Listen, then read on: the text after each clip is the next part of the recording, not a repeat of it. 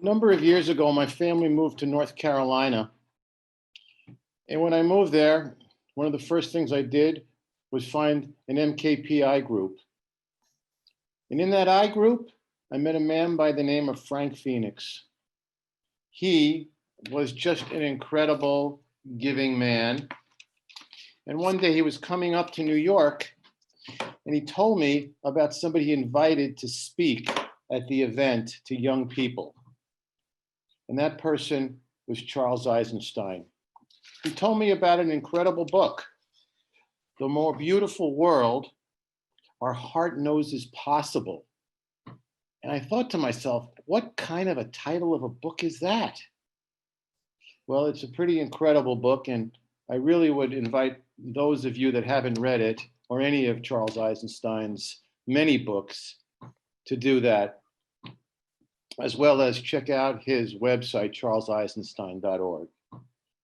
He's an American speaker and an author, and really a person committed to the evolution of human beings on this planet, and for this planet to actually be a most beautiful place that our hearts know is possible.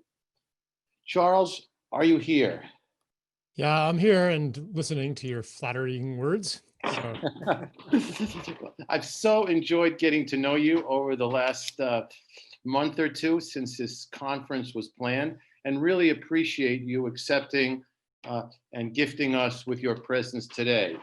So I'd like to ask you, what is it about elders that, well, let's back up a little bit. One of the questions is, what is an elder? And people have lots of different definitions. I've heard some people say, well, elders never say that they're elders, they're recognized to be that.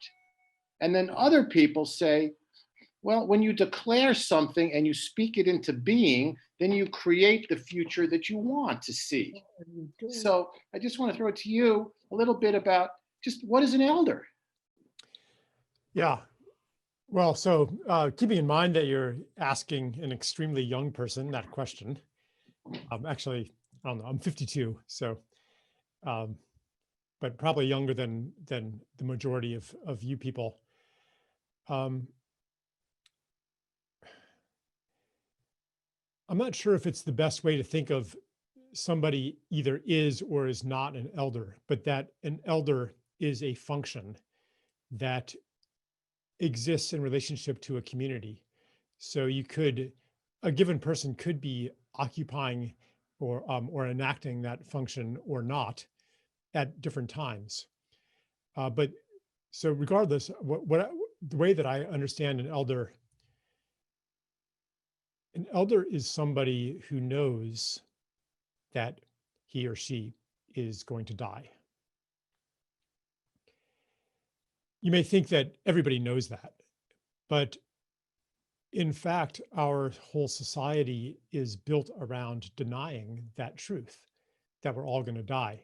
And I think in any society, there's a certain quality of youth, a belief in your own immortality, a belief that your youth will be perpetual, that obscures this basic fact that we're all going to die.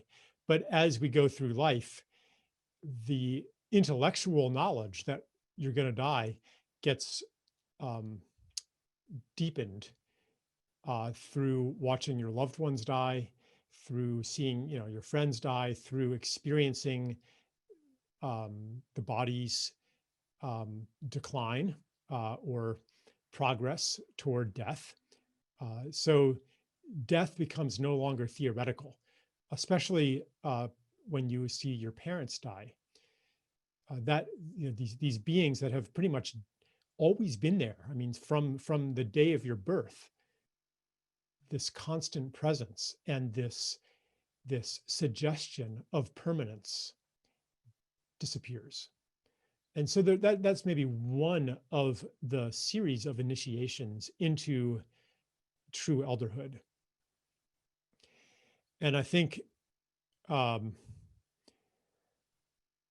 Stephen Jenkinson says something about this. He wrote a book called Come of Age about elderhood, and his thematic question of the book is why do we have so many old people and so few elders in our society? And he basically does attribute it to the denial of death and the worship of youth that one of you people mentioned already in the introductions. This worship of youth, this attempt to seemingly to preserve youth into old age, to deny aging, or to stuff it into some corner of the mind or into some corner of society, to warehouse old people in nursing homes, for example. But it's not just that. Like some people, well, I don't know. I'm not sure how long I should go on and on and on to this initial question. Maybe I'll pause there and Well, thank you. yeah. So you mentioned death, and something that we both have in common is that both of our mothers have died recently. And that's been a great learning for me. And I'm wondering if you could speak a little bit about how that's impacted you and some of the learning from that. Yeah. One thing that I really came to understand,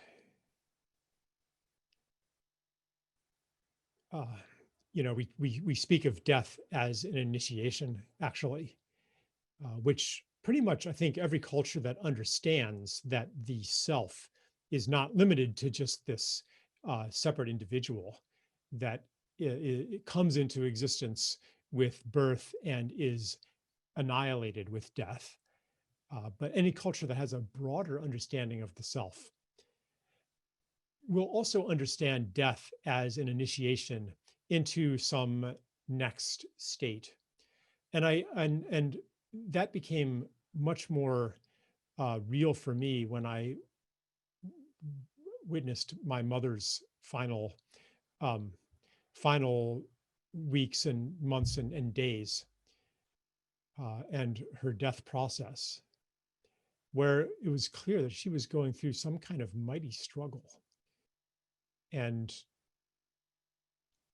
that this alchemical process, this struggle, yielded, I would call it an elixir or a distillate that then, after her death, poured out into the world, and that nourishes me right now. Because in those moments, all of the pretenses that are based on the delusion of permanence, the delusion that I'm going to live forever, that is fostered by society in so many ways, through the hiding of death, through the attachment to possessions and to money, which seemingly lasts forever, like the dissolving of all of that, it liberates our energy, it liberates our souls, and brings us into a kind of power that is impossible when we're on the guard of the discrete separate self. So that witnessing that process gave me also an understanding more of what it is to become an elder too, because even though you're not fully going through the death process, we get, as we go through life, more and more premonitions, more and more previews and tastes of that death process that start this alchemical process in motion already, that disabuse us of the idea that we can live forever. So one of the, you asked me, what is an elder? And maybe I would add to what I said, the chief symptom of an elder, the chief marking that somebody is in the elder role, it's that they have no personal ambition.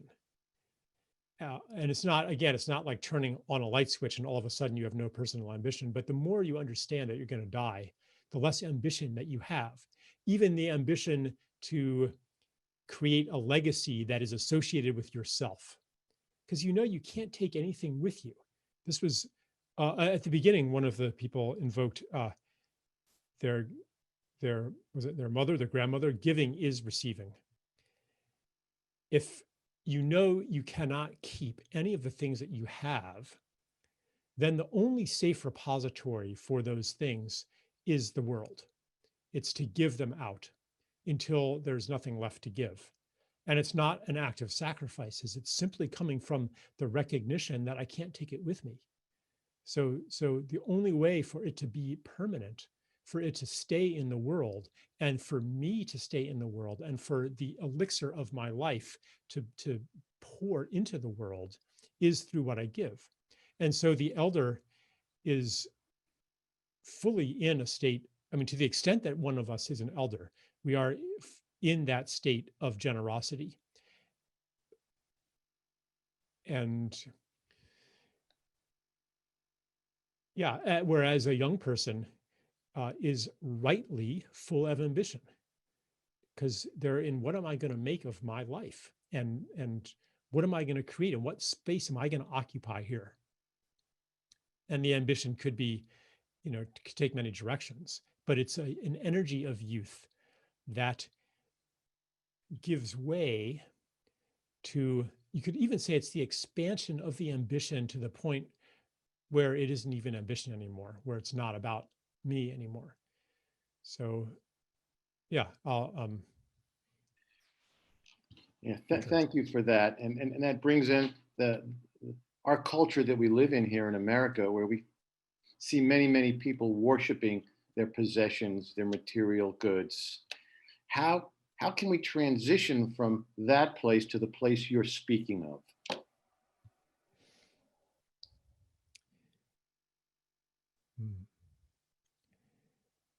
Well, I mean, one thing that would help would be to have elders who can hold the reality that these goods are not what we really want and need in life. I mean, that's one thing that makes an elder is failure and defeat and disappointment, and the smashing of the ambitions, the realization, the bitter realization that what I have pursued and what I thought I wanted is not actually what I wanted and wasn't actually why I'm here. There are some bitter medicines that we take in through life's disappointments and failures. So if we are able as mature people and then as elders to transmit this knowledge to others, then they can maybe not spend so many years pursuing what they don't actually want and need. And their youthful energy of ambition can turn to more productive, more socially productive directions. Because really what the ambition is, what it wants to be, is to fully express my gifts in service to what is most beautiful to me, to be a full member of the tribe, to be in my excellence, to be in to the full glory of my expression, my creativity. That's what the ambition really wants to go toward. And our society, as you were saying, it diverts that toward things that build up the security of the separate self. So to recognize, so it's not about naming that acquisitiveness or that attachment to material goods or to money or to status, reputation, et cetera, et cetera. It's not about naming those as bad and trying to suppress those, but it's about uncovering the actual desire that drives that energy that then gets diverted. Like, what do you really want? And so as an elder, you can give a non-theoretical answer to that question. As a young person, as a philosopher, you might say, yes, it's not about material things. Those are all impermanent, et cetera, et cetera. But do you really know that? Do you really know that until you've had it? And now in your last years or months or days, you realize how useless it is, how ephemeral it is, how unnourishing it is. That knowledge in our current time usually comes with age. Or maybe if you have a close brush with death, that knowledge is awakened. And, it's not always that you come to that knowledge and you have it permanently, but as we get older, it tends to visit us with greater and greater frequency and soak in to our cells so that we actually become walking carriers of that knowledge that we can then, as I was saying, that we can then feed and transmit to younger people to help them ride their ambition in a direction that is actually going to serve their joy and the well-being of all. We have a question in the chat that addresses that, which is, how do we get away from the stigma that is applied to elder in our society and get to a point where it's embraced? That's yeah. I remember one embarrassing incident where I was, giving some kind of event, and a woman who was like in her late 80s came up to the table and said she was coming. And I'm like, oh, I'm so grateful that we're going to be blessed by an elder. And she took it as an insult, not because she was ashamed of being old, but because she associated the word elder with elder care facility, this kind of, patronizing term, where I had meant it as a term of respect. But the fact that any word for old person could be an insult is symptomatic of what you're talking about, or what this question is about. So, to answer that, I mean, we could talk about why it is that our culture fetishizes youth. We could talk about the breakdown of community, the outsourcing of the functions that older people once served to paid service providers, like childcare. In traditional societies, a lot of the childcare is done by grandparents. It's a function of an extended family, grandparents and unmarried aunts and uncles and older cousins and et cetera. I mean, you have a big network that helps raise the children. Whereas when you're locked into a single family box, then either you can afford babysitters and nannies or something like that, or you ship them off to daycare, and so one by one, the functions that old people served to the gifts that they were able to give have been stripped away. This is the process of capitalism. I mean, this is not a trivial thing that we could just maybe shift our attitudes and respect elders now, and in imitation of an indigenous society. But there's a very good reason why things have come to the situation that they're at. And really the answer to the question is, I have no idea. I don't know how we can heal this situation, but I know that it's a very good question. And another aspect of it, though, like, why do we not value elders as a society? I don't want to use the terminology of blame, but some of the responsibility probably rests in the elders too. If you are not occupying that place of generosity, if you're still holding on to the fortress of the separate self and looking after me and a small realm first, and not molting out of that skin into a larger one, and a larger one where your love extends to a bigger and bigger family and out beyond the family into the whole world, then you don't actually deserve the respect that is given to an elder. There's people naturally respect true elders because their knowledge, the knowledge that they carry, is magnetically resonant to the questions that young people carry, the longing that they carry. We young people, and even up through my age too, mature people, we actually need that function in our lives. We crave it. And if we are not finding it, partly that's because we don't know what to look for. and partly because the old people in our sphere may not have really taken in those initiations or stepped into elderhood. And it's not like to blame them either, because it's this cultural context that is constantly encouraging you, well, play it safe, get your insurance. It's not even just like psychological or advertising encouragement, but it's the economic structure that we have. Like, we don't have an economic system that even allows you to let go. In a traditional society, you have no fear that when you become 60 or 70 and can no longer hunt and no longer gather and no longer do X, Y, and Z, that you're then going to starve. People will take care of you. You've spent your whole life honoring and taking care of the old people who can no longer do that kind of productive labor. And you know that you'll be taken care of too. We don't have that. What we have is, if you don't save up enough for yourself and hold on to it, then you're screwed. So this question basically, it touches on everything about our economy and our society right now.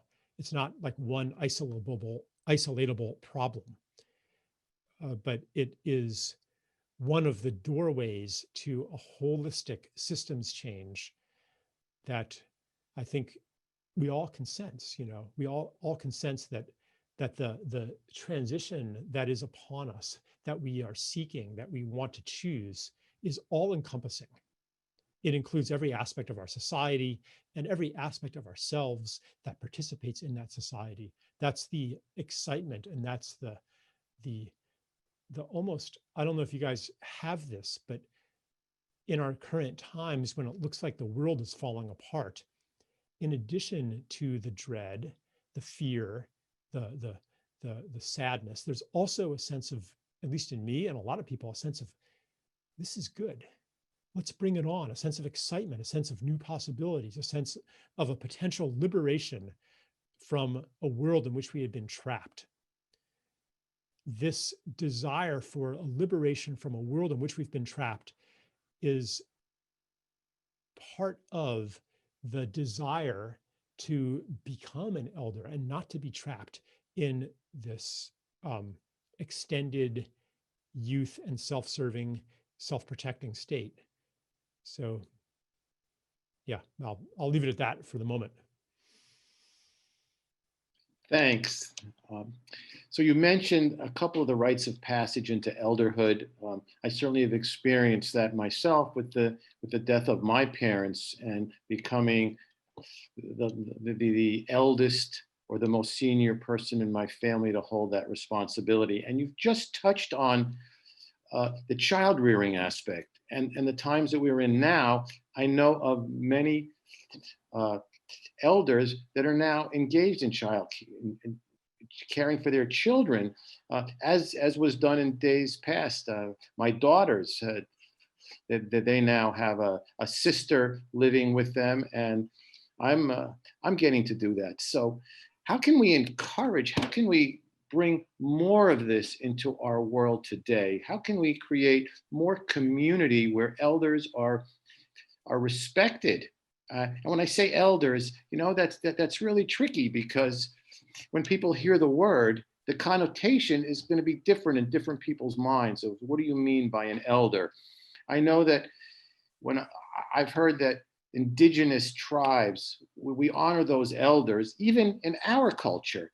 But what would it take in our culture to find elders that we can look up to and that are respected, and that others will respect, that will reflect on our culture of respecting those that are more experienced? Yeah. So you had a few questions in there. I mean, I think I kind of answered the one about what would it take to have elders that we respect. For one thing, we have to have communities in which the elder function can operate. And secondly, we have to have elders who have fully taken in the truth of mortality and are living from that place. But a lot of it also, it's not like we were dumb and bad and abandoned community. I mean, this is our current isolation and separation and atomization is the result of trends that go back for centuries. it's related to technology. I mean, you look at the effect of the automobile on society. And so people didn't need to live so near each other anymore, or the general homogenization of the economy, which allows you to very easily pick up and move to San Diego, or Vancouver or Florida.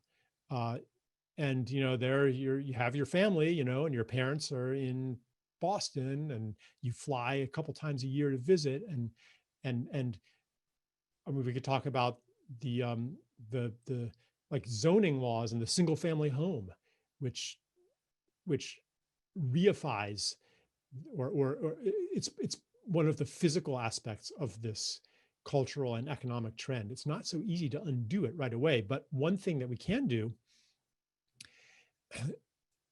is to validate this function. Like even something as simple as, yeah, it's actually okay to be grown with a family and live with your parents. And and for the parents, it's okay to live with your kids. I know a lot of people who are like, I don't want to be a burden on my children.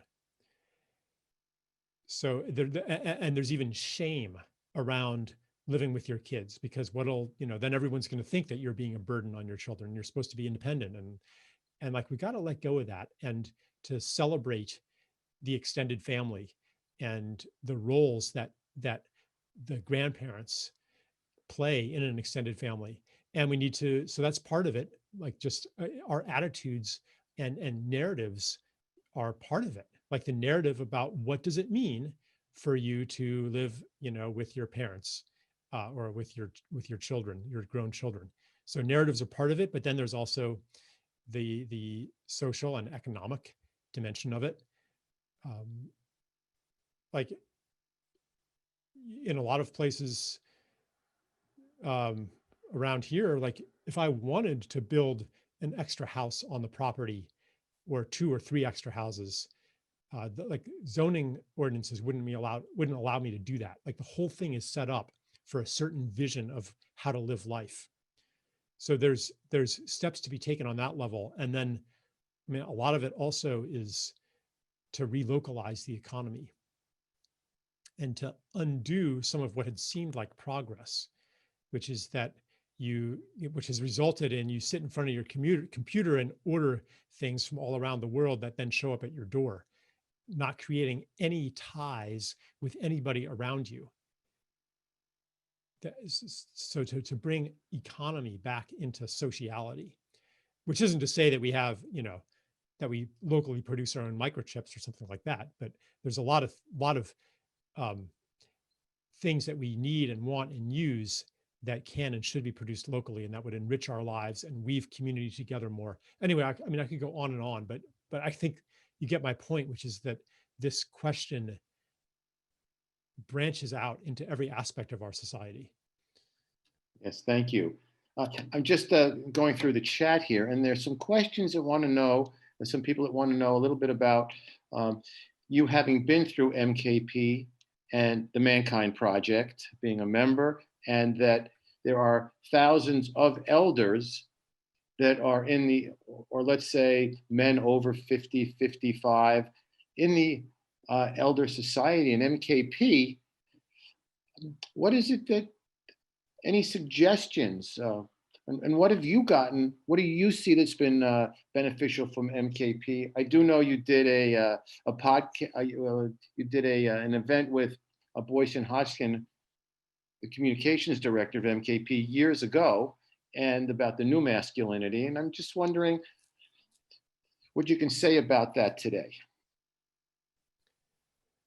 Well, I found I did the weekend. What was it called? Warrior Weekend. I did that. Warrior Training Adventure. Yeah, the New Warrior Training Adventure. I think must have been in 2007 or something. I thought it was a valuable experience, but it wasn't something recognized by a community that I was embedded in as a meaningful experience. I kind of went away, did this thing, came back. The people around me in my world had no category for this kind of thing. So again, like not just elderhood, but initiation is also a social function to a large extent. At least certain kinds of initiation are a social function. They change not only how you see yourself, but how the community sees you, and how you see the community seeing you. So that was not, and this isn't a fault with MKP. I mean, this is just the situation that we're in right now. In the warrior training, the warrior adventure, I did appreciate the knowledge and generosity of some of those that I would call elders,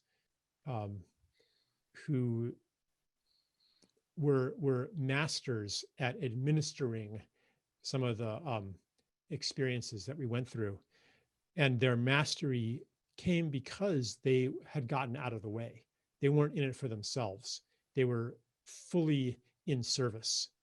And that's another way to put an elder as somebody who has learned to, in more and more dimensions of life, to be fully in service. Like, I'm just thinking of, you know, my mother with her grandchildren, like totally there for her grandchildren. Not, you know, like when I'm with little kids, I mean, part of me is like, okay, I want to, you know, I've got work to do. I've got something else to do. I want to check my phone, you know, like it's really hard for me in the fullness of my busyness and this stage of my life to be really, really fully present and to give all to that moment with a child. I mean, I can do it, you know, and I do it sometimes. I don't think I'm like a terrible, neglectful parent, but my mother was like 100% present for the children, hour after hour after hour. I can't remember how I got on that. Oh yeah, the warrior adventure. Yeah. Well, not so much about the training itself, but how this organization can move society forward. We have a very incredible group of men and women within these two organizations.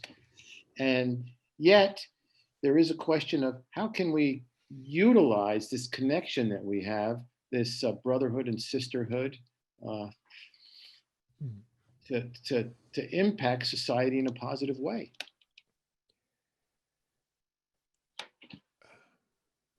Tough guy. I mean, I don't feel like I'm really qualified to even guess at the answer to that. That maybe I would have something to say if we were in a longer conversation. But maybe I can get some intuitive thing if you give me a minute. That's the thing about these this format, you know, like if I'm making a speech, I don't get this kind of question. If we're having a conversation, then a minute or two pause would be totally normal and acceptable. And here we have a couple hundred people. Like, do you guys want to watch me think? But let me just maybe half a minute. That can percolate a little bit, and I'll ask you a question from chat, which is, I wonder what ideas you might have for restructurings that would incentivize the creation of structures that honor and include space for elders, that moves us in the direction of honoring eldering. Yeah, that would be to create situations where elders have the opportunity to give the gifts that youngers actually need. So to do that might require some kind of preparatory process for the elders to enter into that situation where they are with other elders in a really intentional container that, yeah, we are here to touch in to the part of ourselves that knows we're going to die and we can't take anything with us except what we have left behind, paradoxically, except what we have truly given to another and it is alive in them. That is what we take, in a paradoxical way, like imagine yourself on your deathbed. What is still yours? What feels solid? What feels real in that moment? It is what you have given to those you love and what have you given to the world. If you do that little meditation, you'll see that what I'm saying is true. So you create a container where that knowledge is reinforced in the gathering of elders. That's what a gathering of elders is for. It's to ground into that truth, to remind each other of that truth, to sink into that truth so strongly that then when you go into interactions with youngers, you stay firmly in that knowledge of your mortality and the state of gift that comes with it and the state of availability that comes with it. And then the encounter with the younger people will be very fruitful. So I'm not sure exactly what structure you would use for that. How about the community that you are working with, NAAS and the New Age Story? That like just started yesterday. I don't know. Or I maybe you wouldn't could call that a speak little community yet. That's an online experiment. but speak about your vision for that. It's a community based on reverence. It came from just watching the breakdown of online communication, the polarization, the incivility, the divisiveness, and thinking we can do better than that. So what would it be to have a community where the guideline for communication is reverence, the knowledge that the attention into which you are speaking is sacred. So how do we, beyond initial politeness, can we actually hold that possibility when these divisive issues come up, when people get triggered? Can we hold anger, for example, without diverting it onto hate? Can we hold compassion without diverting it onto pity? Can we hold grief without diverting it onto despair? Those are some of the motivating questions that have launched this experiment. And how do you see it evolving? I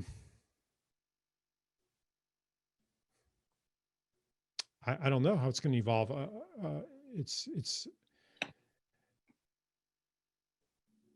I guess I see it evolving through becoming stronger and stronger through multiple challenges. Here's something that might be interesting as far as MKP and Women Within.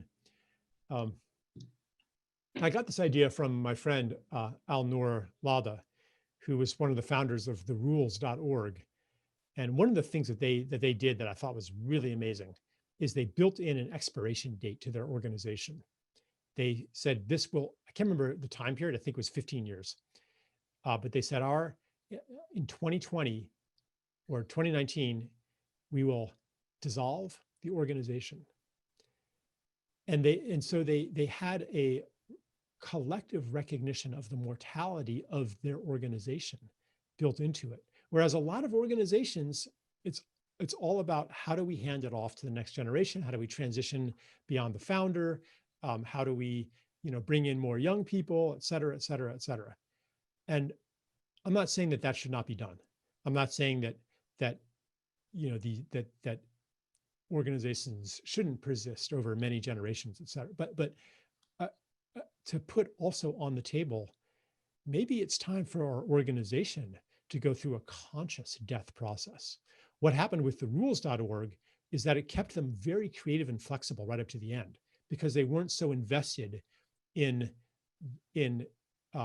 preserving the organization. And all of you are old enough to have seen organizations take on a life of their own and become more and more about themselves and less about the purpose for which the organization was founded. So maybe I would bring that in to, and I'm not saying, okay, dissolve your organization in 5 years or anything like that, but to take the non-attachment to youth and to vitality and to growth and apply that to organizations too. We're going to have to do that as a species if we want to have a beautiful planet to live on. We're going to have to let go. I mean, this fetish for youth that we've referred to takes a form. One form it takes is the obsession with economic growth and the idea that the contour of human evolution is toward more and more production, more and more efficiency, more and more consumption, more and more stuff, expanding the realm of the human, of the controlled, of the designed, of the organized, and reducing the realm of the wild that is outside of the human. I mean, even the ambition of science bears some of this conquest of the mystery, the bringing of all of the world into the realm of measurement and number. This is a very deep taproot of civilization. And perhaps as our species, our civilization by no means is anywhere near elderhood. We're more at adolescence. But perhaps those elements of our society that are in elderhood, individuals and also organizations, can provide that elder guiding function that I talked about earlier, which is to help us devote the youthful ambition of the human species, because we are still a youthful species, to devote that towards something else than our preservation and growth and domination. That's the perversion of ambition in our current civilization for those of us in the civilization, but it's also the perversion of the civilization itself. Because really what our civilization wants to do is the same thing that we as individuals want to do. It's to be of service to life and beauty in this universe, on this planet. So perhaps to start looking at other possibilities besides grow the organization, preserve the organization, grow the economy, preserve the economy, get bigger and bigger. Like that's what youth is. You get bigger and bigger up until you're, 18 years old. You get bigger and bigger. Then something else is supposed to happen. Development does not cease, but something else is supposed to happen. And we as a society, on a collective level, we don't recognize that.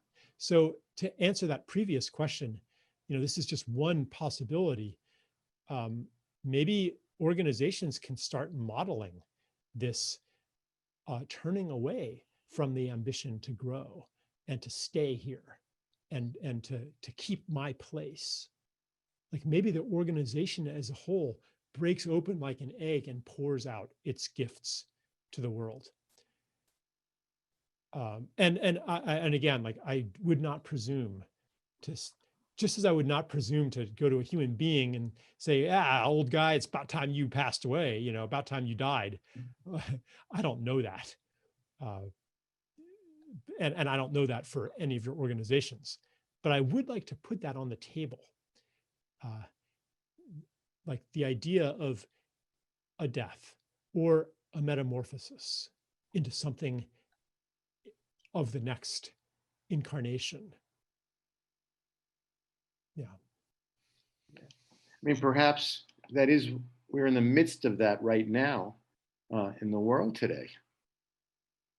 And the fear that is being generated will be transformed into a new possibility for the world where human beings will be more civil with each other.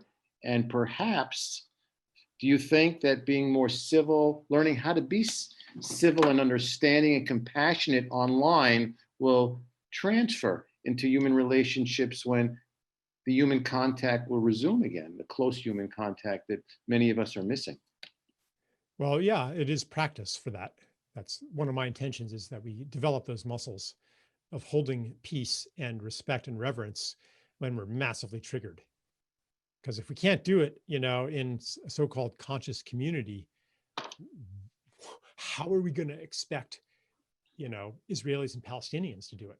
How are we going to expect, our political leaders to do it. We have to prefigure that possibility in our own realm. Another question from the chat is, well, let me just read it. Many people find comfort in tradition and want to hold on to these traditions and ways of doing things. Many will fight for these traditions and these traditions as who they are, rather than see that they are something more. Comfort seems to be a big motivator. How do we deal with this?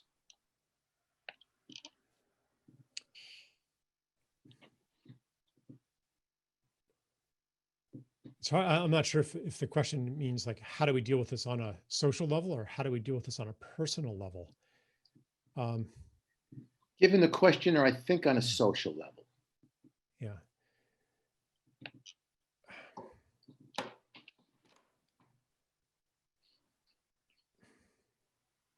Okay.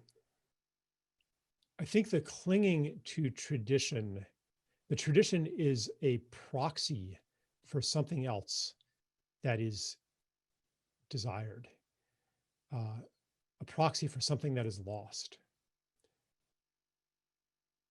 And the vain hope is that by preserving the tradition, you're also going to preserve that which is lost, which has been lost. The thing is, though, that traditions arise from a social context. And when that social context changes, the tradition no longer makes sense.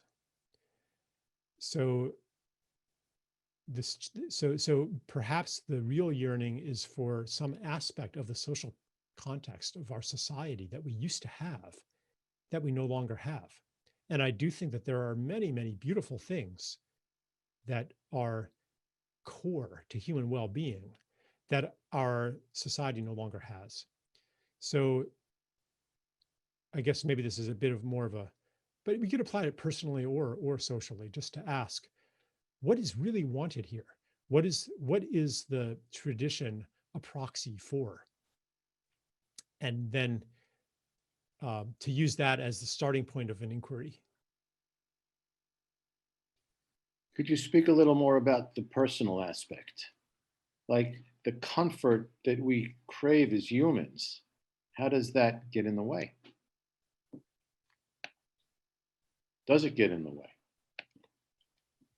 Well, comfort is not the enemy. We have to understand that what starts out being comfortable becomes uncomfortable and eventually intolerable as we have grown within the bounds of that particular comfort. So perhaps some of these traditions that people adhere to become a false comfort. I could, if I'm not sure exactly what traditions are being referred to here, but I guess one thing that a tradition can do is they can reassure you that everything is as it was, that nothing has changed, even when something really has changed, and when you're no longer comfortable in your comforts, in the life that you have constructed. And what do you do then? Either you cling all the more tightly to it, or you let go. And I'm not even going to say that clinging all the more tightly to it is wrong either. You witness somebody in a dying process. That's part of the process too. You cling all the more tightly to life and to the way life was, and the relationships as they were. Like, that's what I see of the human experience. That we're, in our culture, we're trying to find the wrong thing, trying to find something wrong. And it could be our attachment to tradition. It could be our desire for comfort. And there's truth in those insights. But there's also, I would also just put a note of caution into the general orientation of find the wrong thing and change it. Well, we've got about 10 minutes left. We have a couple more questions here in chat, and if anybody has any, please do that.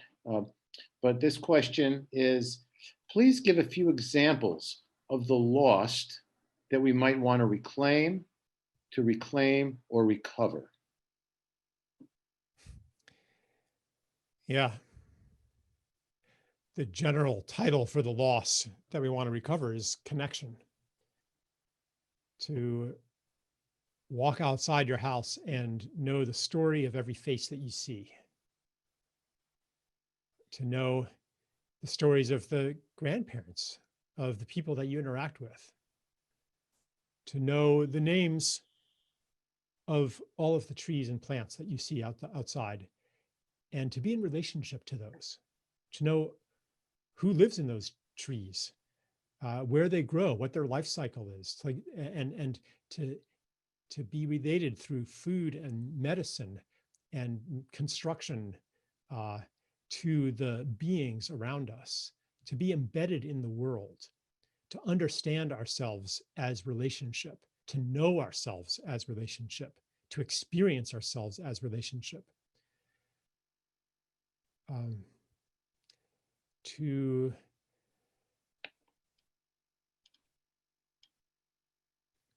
produce with others the things that make life beautiful, to sing our own songs again, to create our own dramas, to be connected with this, in common stories, to create meaning together.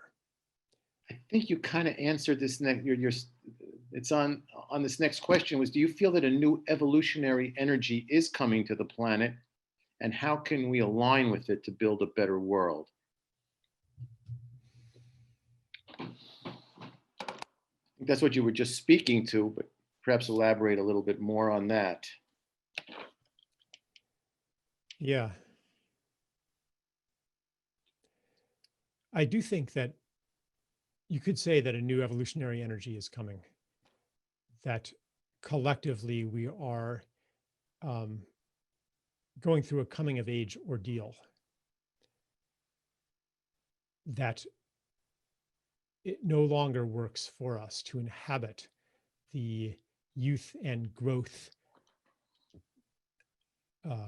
state of being of a child.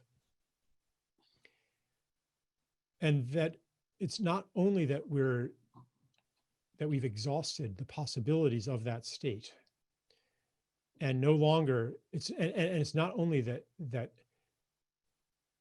the benefits of our new inventions are outweighed by the problems that they cause. That's all true.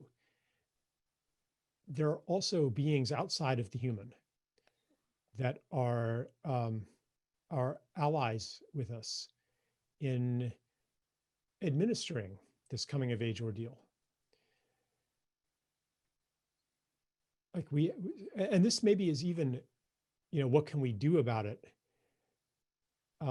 There are certain transitions in our existence that happen to us, whether or not we make them about what we did in that transition. Like a baby is born, and I don't know, maybe the baby comes out and it's like, yeah, I did that, not realizing that it's actually the mom who did most of the work. And it's not, the baby does some of the work, that it's easier to give birth to a baby than to a stillborn. So the struggles of the baby are part of the birth process. However, to maybe we can not exclusively look at this question in terms of what can we do to make this happen, but to actually enter into what I was just referring to, the knowledge of our alliance, of the knowledge of the presence of other than human and greater than human beings.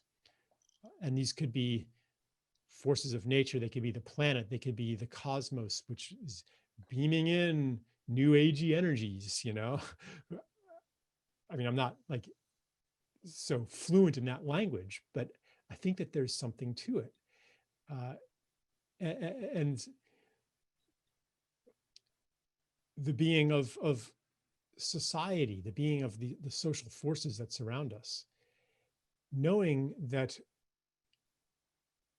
and the being of the future. This is what I invoke when I say the more beautiful world our hearts know is possible. That we are standing at a crossroads toward and a moment of choice. Which future are we going to move toward? Which road are we going to walk? And how do we know? Like we have this intuition that a more beautiful world is possible. We know it exists. We've seen it at peak moments of life in special interactions. Maybe in the MKP adventure, you have an experience that there's something beyond what we've been told is normal and real and possible. Like we have these glimpses that remind us of the reality of this potential destination. So it's not that we have no choice. We are, because there are many other futures right now that are beckoning to us that are horrific. So on the one hand, we have a choice. On the other hand, it's not up to us. All we do is the choosing. And as we choose through actions that might seem inconsequential, but they are aligned with the future that we want to live in. As we make those actions, as we, for example, exercise the gift function of elderhood, we're making a declaration of service to that particular future and take a step down that road. And as we do that, the next step reveals itself and the next step reveals itself. So I don't think any of us know the path in advance that's going to take us from here to there, but we can learn to recognize the next step. And that another way to put that is to accept the aid of these beyond human allies, and including the intelligence of the world and the intelligence of this future, that when we participate in it, coordinates our steps so that we all move there together. Like it's a state of trust. It's a state of, and this is related to the wisdom of the elder. Part of it is, it's not all up to me. Life is bigger than I am. And maybe that is the most important knowledge that you can bring to the world as elders. Thank you. Our time is winding down, a few minutes and a couple more questions that I have here on chat. One is when you were speaking about the birth of a child, that used to be something that was really important to the tribe in cultures. And now maybe that's not so much the case. It's just really the parents and the related family. So talk a little bit about tribe and the importance of tribe in perhaps the evolution that we're going to. And the other question, I don't know if it's related or not, but is one about about agriculture and how agriculture has created some of the situations that we have today, the type of agriculture we have. And I know you've got 2 minutes to answer what might be one of the biggest questions for 2 hours. Yeah. Tribe, for me, it's another word for community. Real community, deep community, all-encompassing community you might call tribe. And it is based on the mutual knowledge within a group of people that we need each other. And as long as we are in a market economy where we don't depend on our neighbors, we don't need each other, at least not for our physical needs. And do we need it? And so to what extent do we need each other even for our social needs? And how can we create or recover our mutual dependency? Part of it is psychological, that we have to stop elevating independence as our highest goal and embrace dependence, interdependence, and I would just say plain old dependence. And we can apply that to agriculture too, where the trend in industrial agriculture has been toward separation from life, treating soil and life as mere resources, and not entering into mutuality, where we understand that what we give to the soil will actually be a gift for us too. You know, I mean, this whole thing called civilization started with agriculture, and perhaps the fulcrum of the return will also be agriculture. It's the main way that we relate to this physical world. So yeah.